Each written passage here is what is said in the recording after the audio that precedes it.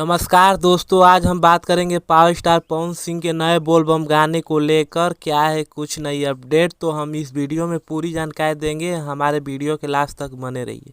तो बात करें पावर स्टार पवन सिंह के नए बोलबम गाने की, जिस गाने का नाम है मजनुए की दुल्हा बनाई जी। तो इस गाने का पोस्टर लॉन्च हो गया है और आज इस गाने का टीजर रिलीज हुआ है। हम इस गाने की डिटेल्स की बात करें तो इस गाने को पावर स्टार पवन सिंह के साथ शिल्पी राज गाई हैं और एक्ट्रेस के रूप में बेबी काजल जी नजर आने वाली हैं। बात करें कि यह गाना कब और किस चैनल पर रिलीज होगा, तो यह गाना एजी फिल्म्स चैनल पर रिलीज होगा। इस चैनल पर पावर स्टार पवन सिंह का पहली बार सॉन्ग आ रहा है।